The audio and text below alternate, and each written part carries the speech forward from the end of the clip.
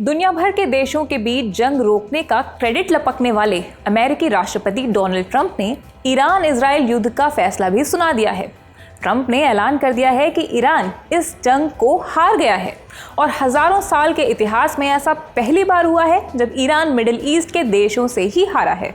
असल में Iran Israel और अमेरिकी हमलों के जवाब में इधर उधर बमबारी कर रहा था। उसने सऊदी अरब, संयुक्त अरब अमीरात, ओमान, बहरीन समेत कई जमीनों पर ताबड़तोड़ हमले किए। ईरान के राष्ट्रपति मसूद पेजेश्कियान ने इस पर पड़ोसी देशों से माफी मांगी थी। उन्होंने कहा था कि वो अब मिडिल ईस्ट के अपने पड़ोसियों पर हमला नहीं करेंगे।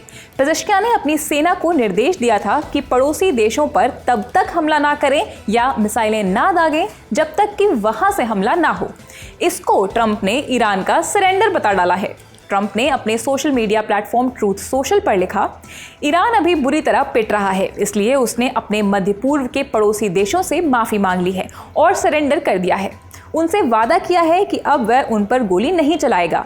ईरान ने ये वादा सिर्फ इसलिए किया क्योंकि अमेरिका और इजराइल लगातार उस पर हमले कर रहे हैं। इतना ही नहीं, ट्रंप ने कहा कि ईरान मिडिल ईस्ट पर कब्जा करके राज करना चाहता था, लेकिन ये पहली बार है जब ईरान हजारों साल में अपने आसपास के मिडिल ईस्ट देशों से हारा है। उन देशों ने बोला है, थैंक यू प्रेसिडेंट ट्रंप। मैंने कहा, आपका स्वागत है।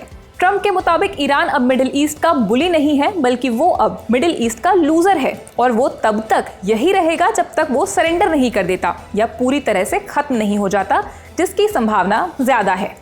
इसके पहले भी ट्रंप और इजरायली प्रधानमंत्री बेंजामिन नेतन्याहू ईरान को कमजोर करार दे चुके हैं। CNN की रिपोर्ट के मुताबिक अमेरिकी सेंट्रल कमांड ने बताया था कि ईरान के बैलिस्टिक मिसाइल से हमले 90% तक कम हो चुके हैं। ड्रोन हमले भी 83% तक नीचे आ चुके हैं।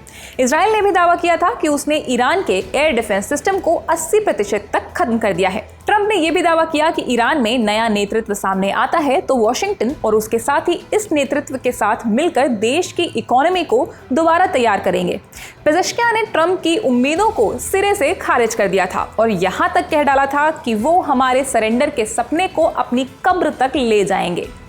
ईरान के हमलों में दुबई का एयरपोर्ट भी चपेट में आ गया था। यहाँ ड्रोन से हुए हमले का वीडियो सामने आया था। इसमें धमाके के बाद उठता धुएं का गुबार दिखाई दे रहा था। इसके बाद एयरपोर्ट पर फ्लाइट ऑपरेशंस भी सस्पेंड कर दिए गए थे। फिलहाल जंग रुकी तो नहीं है। इस बारे में और ज्यादा अपडेट्स हम आप तक लाते रहेंगे। मैं हूं शताक्षी अस्थाना, कैमरे के पीछे हैं प्रशांत। आप देखते रहिए द ललन टॉप।